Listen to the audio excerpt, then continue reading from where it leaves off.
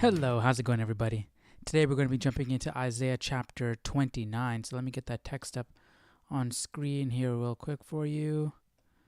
29, right? Where's 29? There we go. All right. So Isaiah, as I said yesterday, has been a pretty difficult book. A lot of prophecy. So we have a lot of symbolism, a lot of metaphor, a lot of parallelism to the end times, because with prophecy, sometimes it's hard to determine what it's prophesying, right? Because it's written before anything happens. So you can, with there's an issue with hindsight bias, right? You can that's why there's multiple interpretations, right? There's the near future fulfillment, or the far future fulfillment, right? So either of these prophecies are being prophesied close to when this was written, right? More of an immediate future, right? In the time Isaiah is prophesying something that's happening in relation to Israel's current state, or could it be talking about something much later? Maybe when the Messiah comes, or the end times, Those are big questions. And I can see there are pretty strong arguments for both. I've seen multiple. We've seen multiple commentaries argue for both, but who knows? Who knows? Maybe God designed it to be applicable to both, right? Maybe God wanted these prophecies to be applicable for a near future fulfillment and a much later fulfillment. Therefore, it'll be applicable for us today, And did Isaiah know that, if that was the case, or was Isaiah in on it, right? There's so many questions that could be asked. So I want to check in on Isaiah at a later date as well, dive in deeper, because there's a whole lot to go over. But for now, we're going to jump into Isaiah chapter 29. We got the audio up, so let's get started. I got to check to make sure I'm not lagging. No latency here in the audio. And we are, there is latency. Okay, so good thing I stopped before we went any further.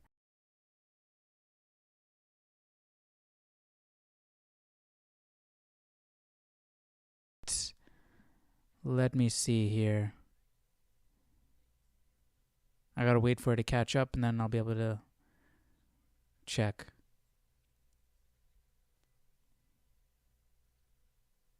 Come on now.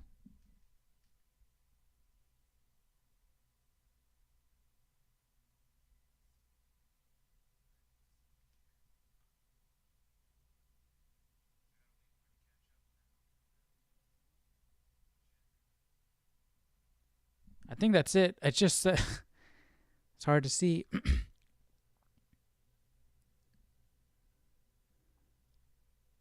Come on.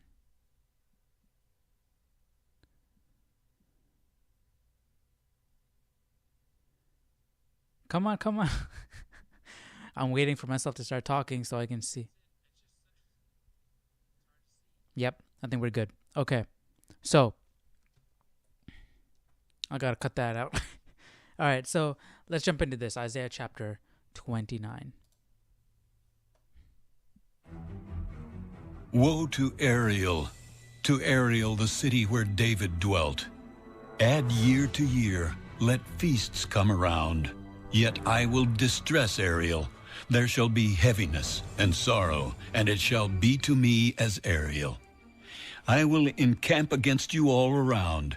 I will lay siege against you with a mound, and I will raise siege works against you. You shall be brought down. You shall speak out of the ground. Your speech shall be low out of the dust. Your voice shall be like a medium's out of the ground, and your speech shall whisper out of the dust. So that's identifying what a medium does. Your voice shall be like a medium's out of the ground. So a medium's voice is from out of the ground. So what does a medium do? A medium communicates with the dead. So out of the ground, right? I think that's what it's trying to say. Let's get a commentary up and we can just go over this real briefly. Woe to Jerusalem, Isaiah 29.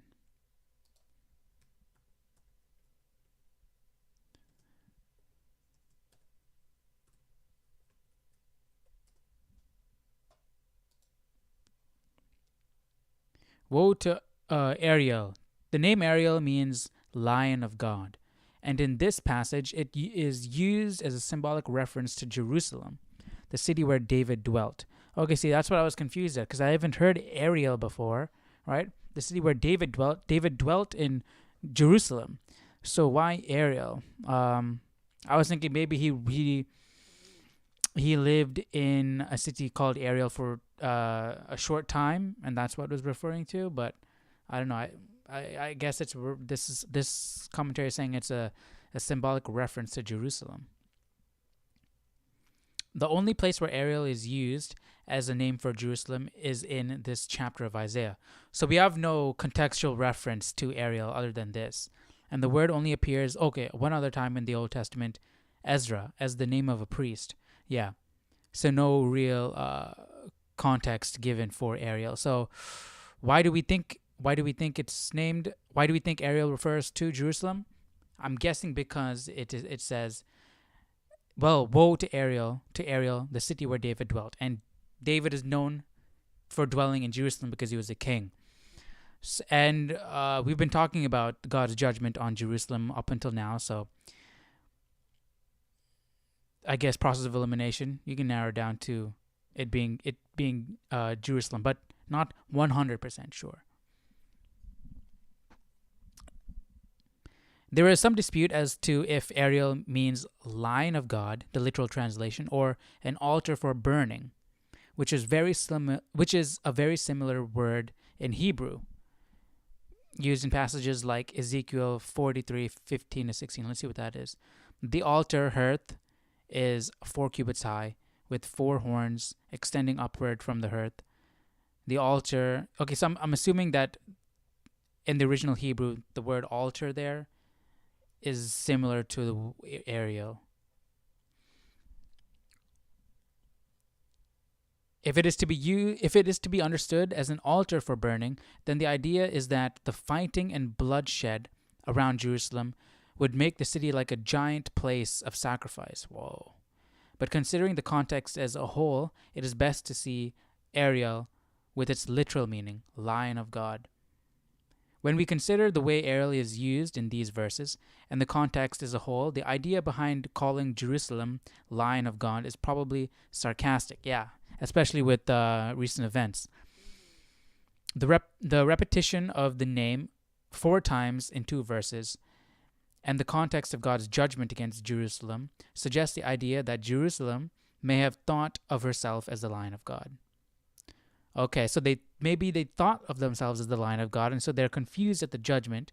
They're feeling like God is coming against them, that God has become their enemy, right? God is judging them unfairly, and right, they're deeming themselves righteous when they're opposite of that.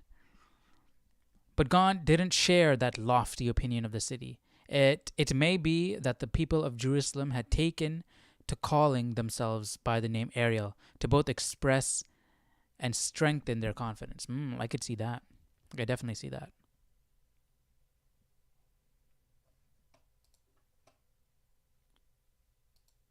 Mediums out of the ground, and your speech shall whisper out of the dust. Moreover, the multitude of your foes shall be like fine dust, and the multitude of the terrible ones like chaff that passes away. Yes, it shall be in an instant, suddenly. You will be punished by the Lord of hosts, with thunder and earthquake and great noise, with... Moreover, the multitude of your foes shall be like fine dust, and the multitude of your terrible ones like chaff that passes away. That's not meaning that God will turn Ariel's or Jerusalem's foes into fine dust or turn them into chaff, like burn them, destroy them, crush them, grind them up. That's not what it's meaning. It's meaning like fine dust. It's innumerable, the amount of dust particles. It's innumerable, the particles of ash, of chaff that blows in the wind, right? That's how many foes you're going to have. An insane, innumerable amount. Storm and tempest and the flame of devouring fire. The multitude of all the nations who fight against Ariel, even all who fight against her and her fortress and distress her, shall be as a dream of a night vision. It shall even be as when a hungry man dreams, and look, he eats, but he awakes, and his soul is still empty. Or as when a thirsty man dreams, and look, he drinks, but he awakes, and indeed he is faint, and his soul still craves. So the multitude of all the nations shall be who fight against Mount Zion. Pause and wonder. Blind yourselves and be blind. They are drunk, but not with wine. They stagger, but not with intoxicating drink. For the Lord has poured out on you the spirit of deep sleep, and has closed your eyes, namely the prophets. And he has covered your heads, namely the seers. The whole vision has become to you like the words of a book that is sealed, which men deliver to one who is literate, saying, "Read this, please." And he says, "I cannot, for it is sealed." The whole vision has become to you like the words of a book that is sealed, which men deliver to one who is literate, saying, "Read this, please." And he says, "I cannot, for it is sealed." Then the book is delivered to one who is illiterate, saying, "Read this, please." And he says, "I am not literate." Therefore the Lord said, Inasmuch as these people draw near with their mouths and honor me with their lips, but have removed their hearts far from me, and their fear toward me is taught by the commandment of men. That is so important. Inasmuch as these people draw near with their mouths and honor me with their lips, so they sing praises, they do what they're supposed to do, they go to church, they do all that, they take part in everything. But they have removed their hearts far from me. So you might do, see that hits hard for a lot of people, right? You might be doing everything you're supposed to do, following the rules, praising God, thanking him for everything, doing what you're supposed to do, saying what you're supposed to say. But your heart isn't in it. Your heart isn't there. You don't have that personal relationship. Then you're missing the point. And that's the point that Jesus was trying to make, right? The point that the Pharisees and the Sadducees had forgotten, right? They were so busy following the laws that they forgot why they were following the laws, right? And when that reason came, they couldn't see because they were blinded. Therefore, behold, I will again do a marvelous work among this people, a marvelous work and a wonder.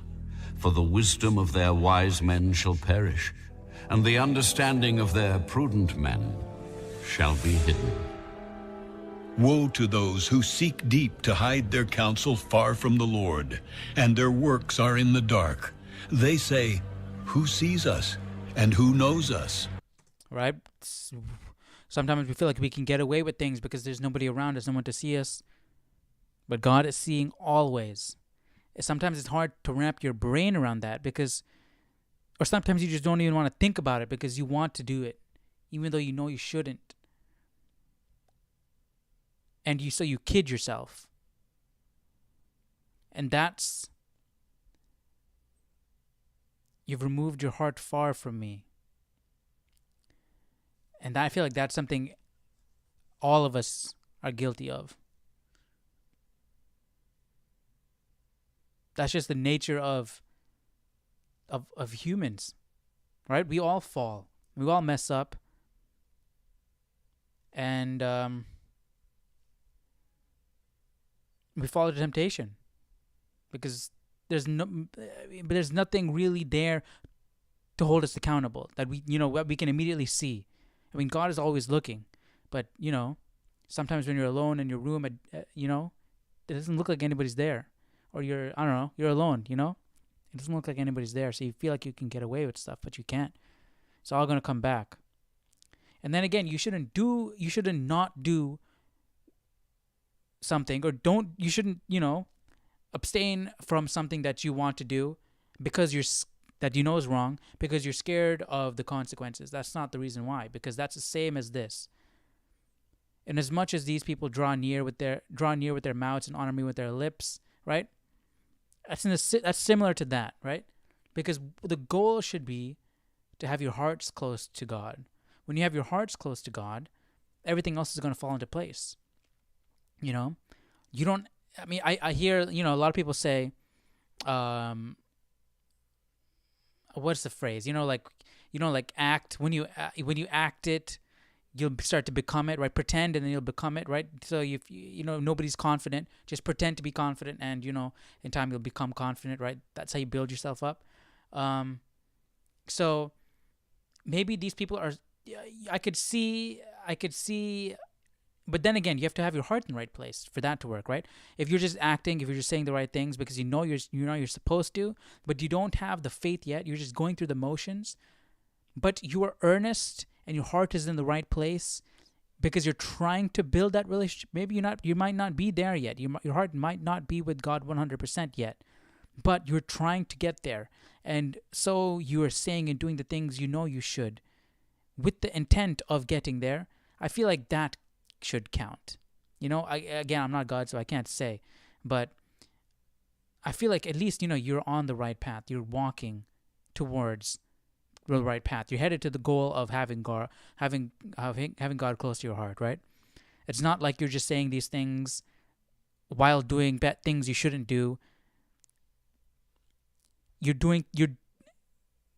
might fall, but as long as you are heading to the right path, you're heading down the right path, and your goal is to have God close to your heart. If you accidentally fall sometimes, it's not good. You're sinning, but God can see that you are trying. Your goal is to have Him close to your heart, and you should earnestly and honestly, sincerely aim for that. And that is what it means to have God close to your heart, right? That's sincerity. And that's hard. It seems simple. It seems obvious. Like, obviously, I know that. But, I'm just thinking about how many times I messed up. It seems simple. I mean, it seems easy. And it is simple. But it's hard. And I feel like that's a theme we've been seeing a lot lately, where things are easy. Where things are simple, but they're not easy. Woe to those who seek deep to hide their counsel far from the Lord, and their works are in the dark. They say, "Who sees us, and who knows us? Surely you have things turned around. Shall the potter be esteemed as the clay? For shall the thing made say of him who made it, He did not make me? Or shall the thing formed say of him who formed it, He has no understanding? Is it not yet a very little while till Lebanon shall be turned into a fruitful field, and the fruitful field be esteemed as a forest? In that day the deaf shall hear the words of the book, and the eyes of the blind shall see out of obscurity and out of darkness. The humble also shall increase their joy in the Lord, and the poor among men shall rejoice in the Holy One of Israel. For the terrible one is brought to nothing, the scornful one is consumed, and all who watch for iniquity are cut off, who make a man an offender by a word, and lay a snare for him who reproves in the gate, and turn aside the just by empty words. Therefore, thus says the Lord, who redeemed Abraham concerning the house of Jacob. Jacob shall not now be ashamed, nor shall his face now grow pale. But when he sees his children, the work of my hands, in his midst, they will hallow my name, and hallow the Holy One of Jacob, and fear the God of Israel. These also who erred in spirit will come to understanding, and those who complained will learn doctrine.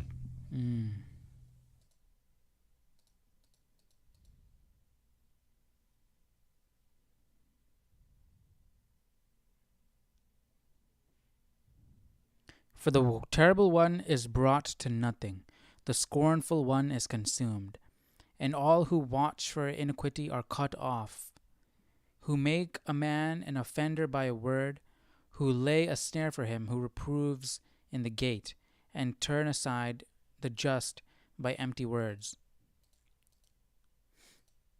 Therefore, thus says the Lord, who redeemed Abraham concerning the house of Jacob. Let me look this up.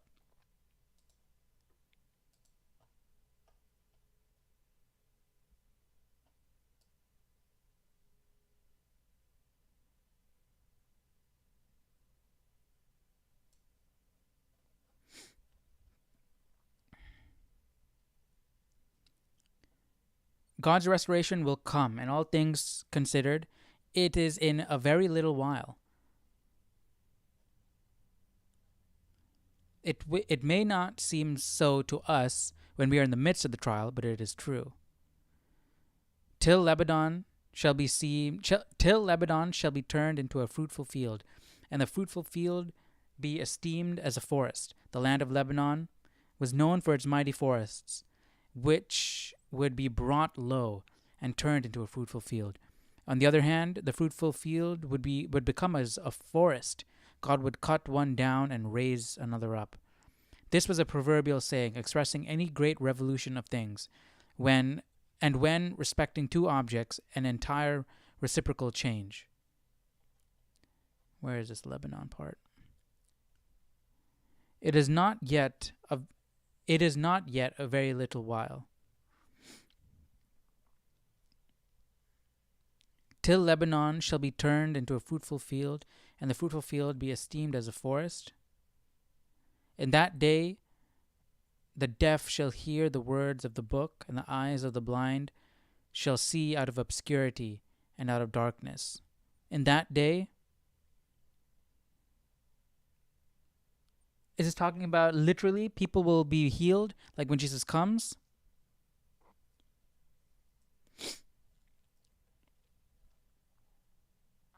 When God's people are restored, pride no longer prevents them from hearing God's word or seeing God's work. Okay. Just as much as these are miracles in the natural realm, they are miracles in the spiritual realm also. We need to humbly seek God for ears to hear and eyes to see.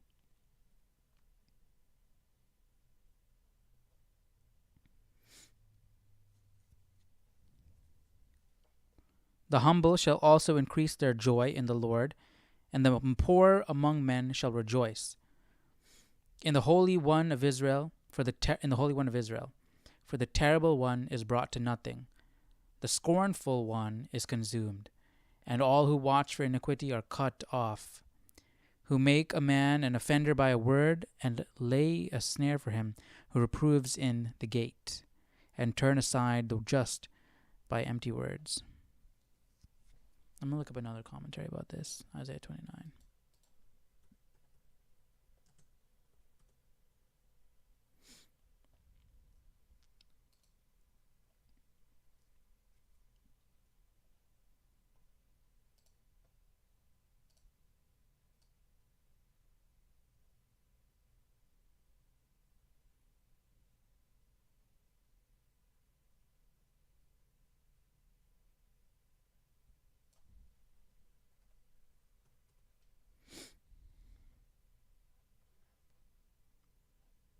Oh, come on.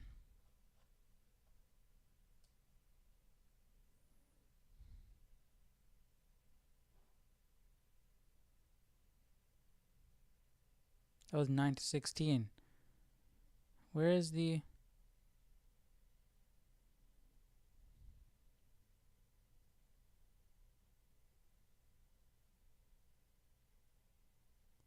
17 to 24. Those that, okay, is it 17? Yeah. Those that thought to hide their counsels from the Lord were said to turn things upside down, and they intended to do it unknown to God. But God here tells them that He will turn things upside down His way, and let us see whose word shall stand, His or theirs. They disbelieve providence. Wait a while, says God, and you shall be convinced by ocular demonstration that there is a God who governs the world, and that He governs it and orders all the changes that are in it for the good of His church. The wonderful revolution here foretold may refer primarily to the happy settlement of the affairs of Judah and Jerusalem after the defeat of Sennacherib's attempt, and the repose which good people then enjoyed, when they were delivered from the alarms of the sword, both of war and persecution. But it may look further to the rejection of the Jews at the first planting of the gospel, for their hypocrisy and infidelity were here foretold. The admission of the Gentiles into the church. See how we can have multiple interpretations of these prophecies?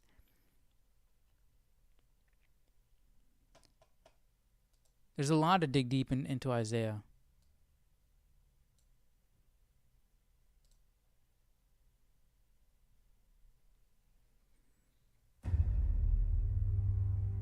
Woe to the rebellious children who take counsel but not of me, and who devise plans but not of my spirit.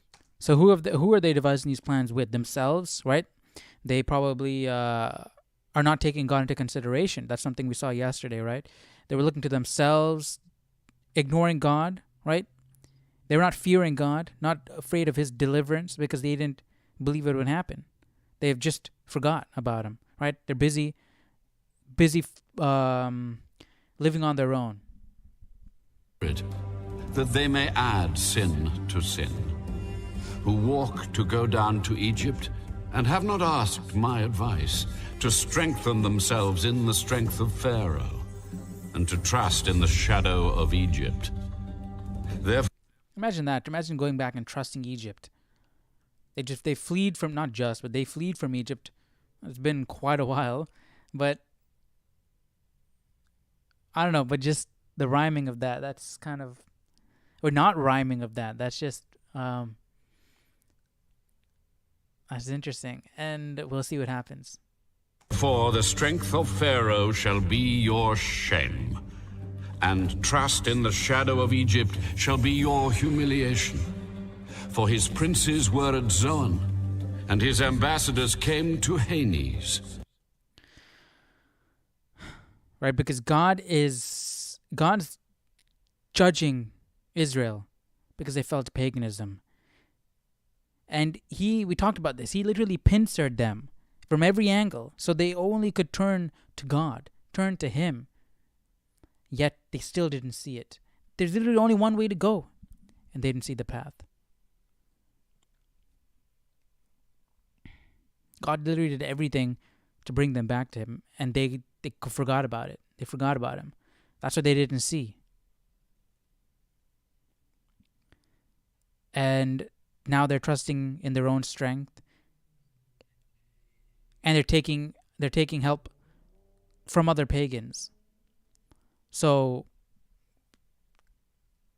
God must be really frustrated right now. They were all ashamed of a people who could not benefit them, or be help or benefit, but a shame, and also a reproach. The burden against the beasts of the south. Through a land of trouble and anguish, from which came the lioness and lion, the viper and fiery flying serpent. They will carry their riches on the backs of young donkeys, and their treasures on the humps of camels.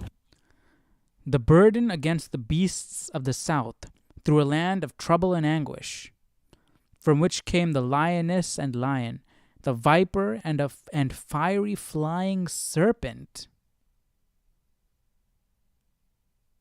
They will carry their riches on the backs of young donkeys, and their treasures on the humps of camels, to a people who shall not profit. For the Egyptian shall help in vain and to no purpose. Therefore I have called her Rahab Hem Shebeth. What is this fiery flying serpent? There are dragons?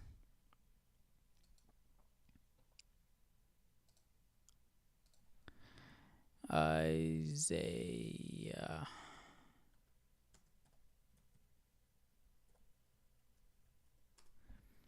But let me just check this. This was on the way to Egypt.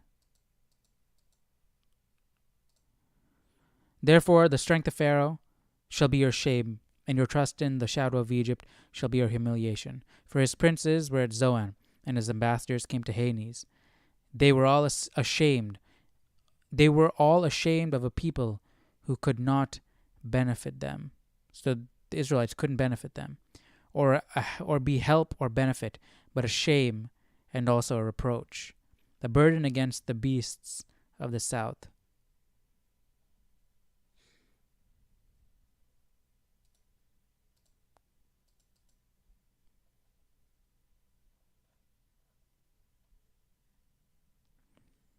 From the perspective of heaven, the strength of Pharaoh was nothing, and as the Lord saw it, Egypt was no substance, just a shadow.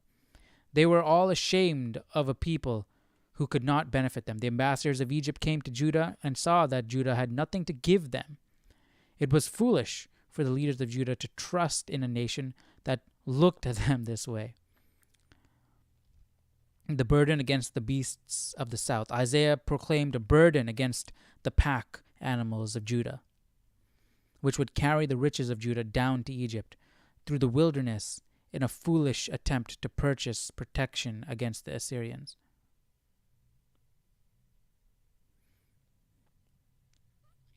No wonder Isaiah felt sorry for the donkeys that would carry the treasure of Judah down to Egypt. Despite the riches that the pack animals bring across the desert, Egypt would not help Judah at all.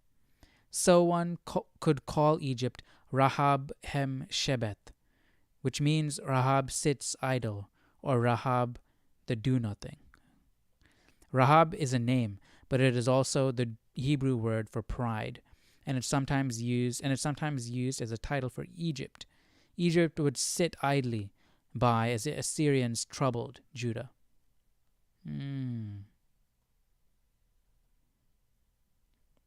It's not explaining this part here.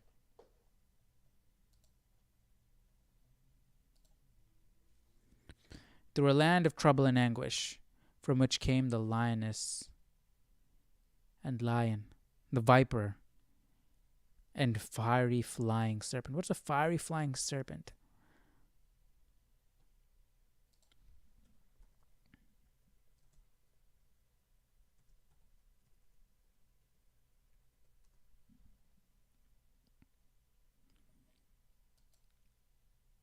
Do you think people will touch on that? I don't know.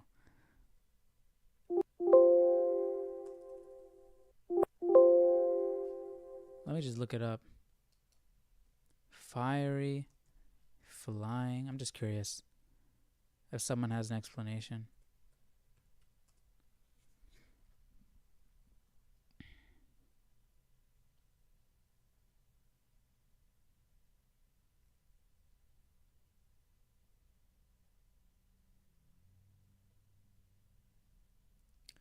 Genesis Park? What is that? Creation Research Society? I don't know what this is.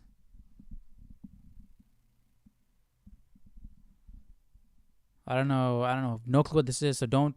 I mean, any of the commentaries I read, don't take it as gospel truth, right? We're just reading other people's opinion. Gotta form your own opinion. Fiery.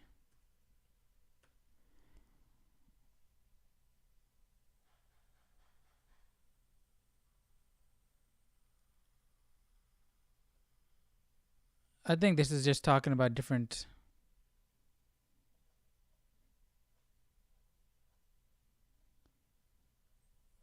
Yeah, but due to the website Genesis Park.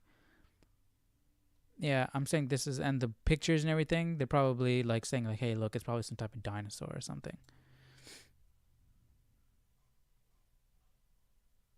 I don't know. You see what I mean? All right, we got to go back to Isaiah, man. There's a bunch of stuff.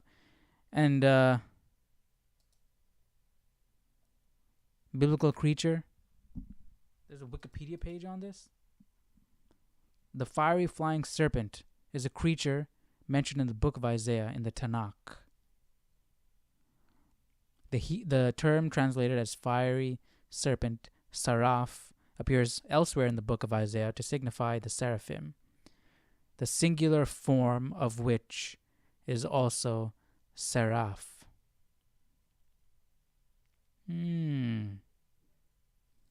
But it's not talking about a seraphim here, because it's talking about viper and fiery flying serpent. Before that, lioness and a lion. So we're talking about animals here. Animals that could harm the beasts that are coming from the south, right? What do you guys think that is? I'm curious. Flying serpent. They will carry their riches on the backs of young donkeys, and their treasures on the humps of camels, to a people who shall not profit. For the Egyptians shall help in vain, and to no purpose. Therefore I have called her Rahab-Shebeth. Now go, write it before them on a tablet, and note it on a scroll, that it may be for time to come, forever and ever. That this is a rebellious people, lying children, children who will not hear the law of the Lord, who say to the seers, do not see, and to the prophets, do not prophesy to us right things. Speak to us smooth things. Prophesy deceits. Get out of the way. Turn aside from the path. Cause the Holy One of Israel to cease from before us. Therefore, thus says the Holy One of Israel, because you despise this word, and trust in oppression and perversity, and rely on them, therefore this iniquity shall be to you like a breach ready to fall, a bulge in a high wall, whose breaking comes suddenly, in an instant. And he shall break it like the breaking of the potter's vessel, which is broken in pieces. He shall not spare. So there shall not be found among its fragments a shard to take fire from the hearth, or to take water from the cistern. For thus says the Lord God, the Holy One of Israel, in returning and rest you shall be saved. In quietness and confidence shall be your strength. But you would not, and you said, no, for we will flee on horses. Therefore you shall flee. And we will ride on swift horses. Therefore those who pursue you shall be swift. 1,000 shall flee at the threat of one. At the threat of 5 you shall flee, till you are left as a pole on top of a mountain, and as a banner on a hill. Therefore the Lord will wait, that he may be gracious to you.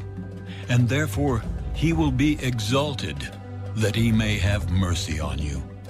For the Lord is a God of justice.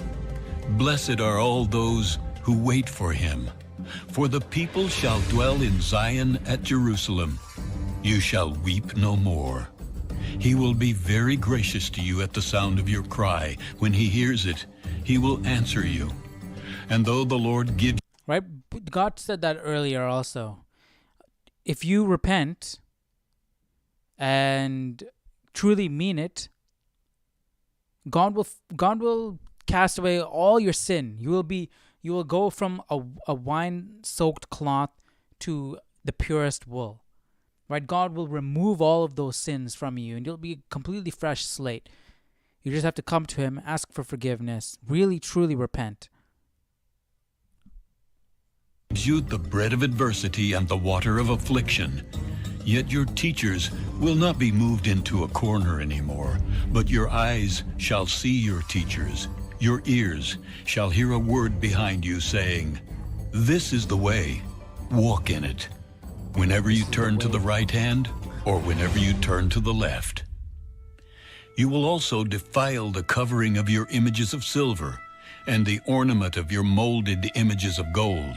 You will throw them away as an unclean Mando thing. got it from the Bible. You will say to them, get away. Then he will give the rain for your seed, with which you sow the ground, and bread of the increase of the earth. It will be fat and plentiful. In that day your cattle will feed in large pastures. Likewise the oxen and the young donkeys that work the ground will eat cured fodder, which has been winnowed with the shovel and fan. There will be on every high mountain and on every high hill rivers and streams of waters in the day of the great slaughter when the towers fall. Moreover, the light of the moon will be as the light of the sun, and the light of the sun will be sevenfold.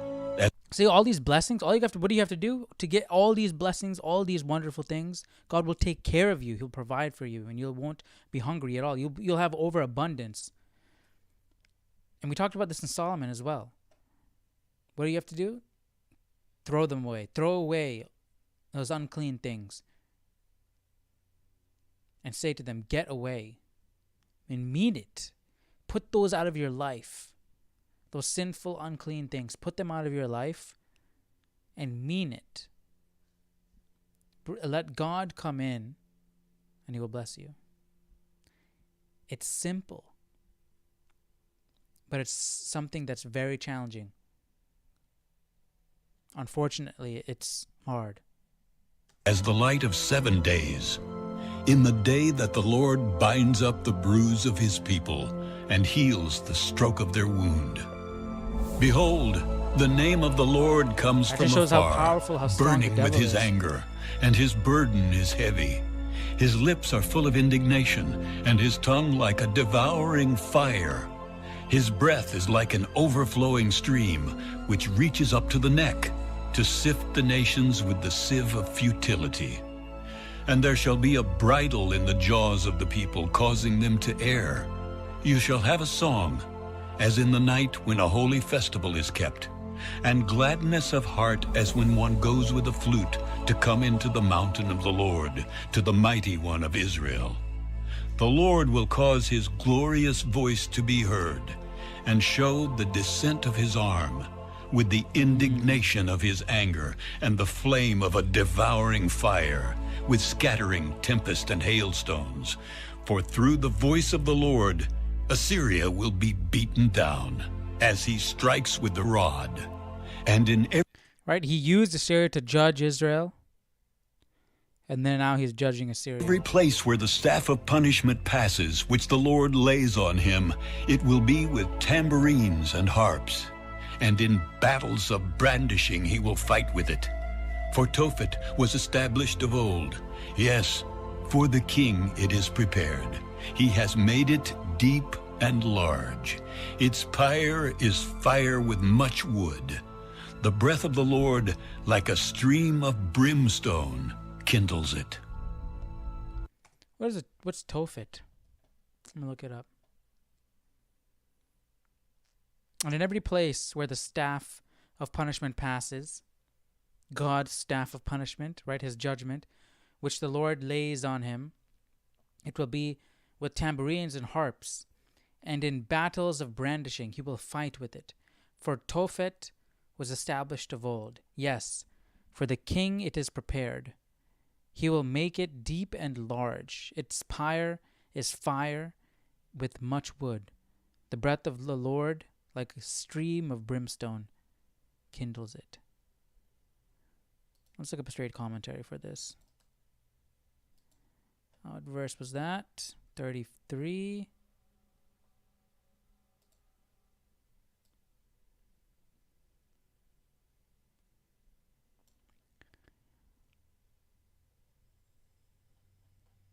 So, for Tophet was established of old. Yes, for the king it is prepared. Tophet was a place in the valley of Hinnom, just outside Jerusalem's walls. The valley of Hinnom served as Jerusalem's garbage dump, and the combination of disgusting rubbish and smoldering fires made it dang, imagine how bad that place smelled. Burning trash. The Hebrew word for hell, Gehenna, comes from the word for the valley of Hinnom. Therefore, God says He has a special place in hell for the Assyrian king. trap on Tophet. Hence, it is here used for hell together with that eternity of extremity, which the damned there endure. And this the Assyrians are here threatened with, yea, their very king, whose preservation from the stroke of the angel was but a reservation to a worse mischief here and hereafter. God had an eternal place for the Assyrian king who attacked Judah and Jerusalem. He has made it deep and large. Its pyre is fire with much wood. But God also had a special judgment for that king on earth.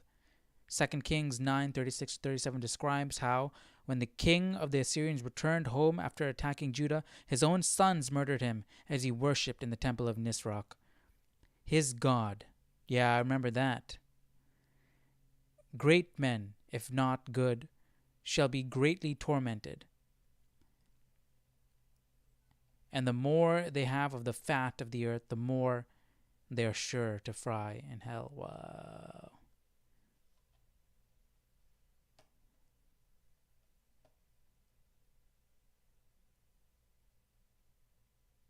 Right? I mean, this is important here. Great men, if not good. So it's not necessarily of more of the fat you have, the worse off you're going to be. It's if you're not good. Right? And it's easier to fall because there's more temptation when you have more wealth, more money, because you have more access, you have more freedom. Earthly freedom. So it's easier to sin. And that's why you might fall harder. So you got to be careful. You got to watch out.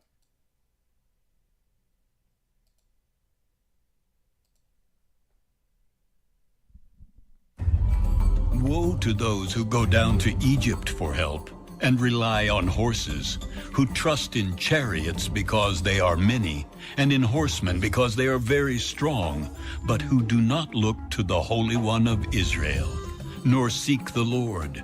Yet he also is wise and will bring disaster, and will not call back his words, but will arise against the house of evildoers, and against the help of those who work iniquity. Now the Egyptians are men, and not God, and their horses are flesh, and not spirit. When the Lord stretches out his hand, both he who helps will fall, and he who is helped will fall down. They all will perish together. For thus the Lord has spoken to me. As a lion roars, and a young lion over his prey, when a multitude of shepherds is summoned against him, he will not be afraid of their voice, nor be disturbed by their noise. So the Lord of hosts will come down to fight for Mount Zion and for its hill. The Lord of hosts. Like birds flying about, so will the Lord of hosts defend Jerusalem. The angels will defend Jerusalem flying about. He will also deliver it. Passing over, he will preserve it. Return to him. As a lion roars, a young lion over his prey, when a multitude of shepherds is summoned against him, he will not be afraid of their voice, nor be disturbed by their noise. So the Lord of hosts will come down to fight for Mount Zion, and for itself. This sounds like end times. Not necessarily right now. Because Jesus is going to come down in the clouds of heaven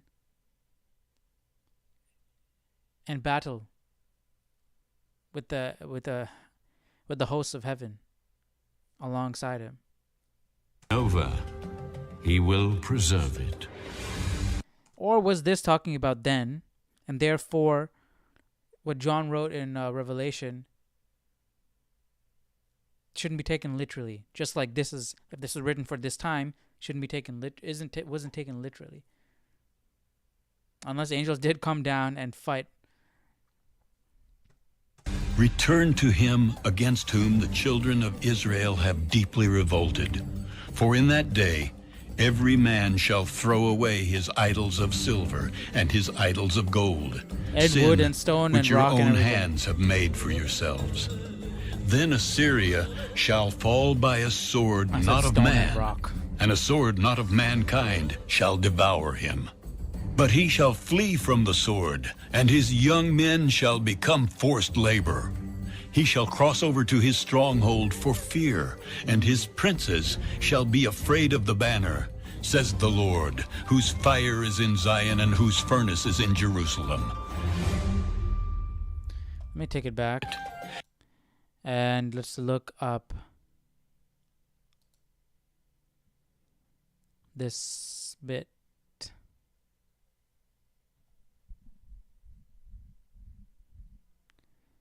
$31.4.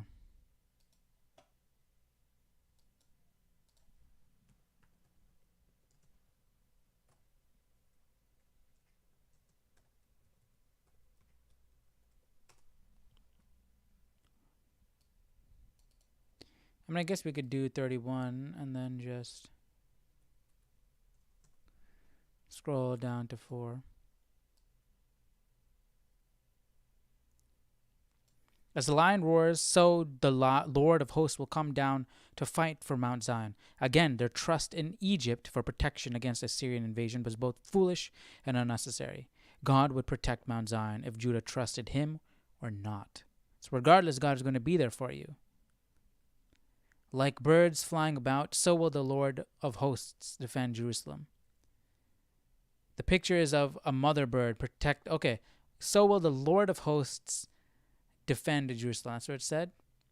So the Lord of hosts will come down to fight for Mount Zion and for its hill. Like birds flying about, so will the Lord of hosts defend Jerusalem. So, like birds flying about, the Lord of hosts will defend Jerusalem.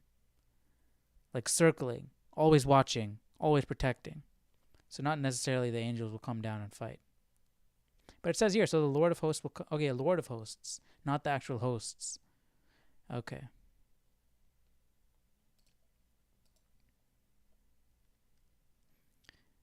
So God will defend Jerusalem with ferocity of a lion and also with the tender care of a bird. The combination of the two images is powerful.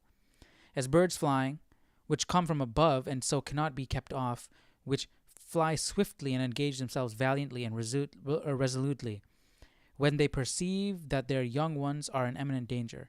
The Lord of hosts will be as strong as a lion that growls over his prey, and he will be sweet and soft and gentle as a mother bird.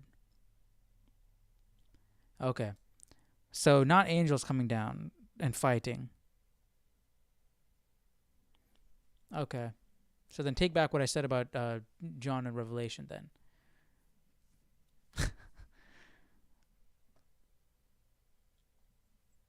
So the Lord of hosts will come down to fight for Mount Zion and for its hill, like a bird flying about. So will the Lord of hosts defend Jerusalem. Defending, he will also deliver it. Passing over, he will preserve it. Okay.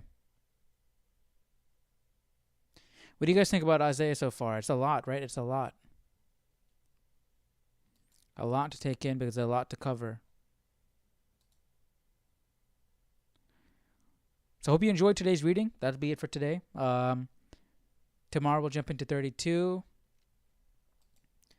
And we'll go on from there. Hope you have a great rest of your day. And I'll see you tomorrow. Take care. Bye-bye.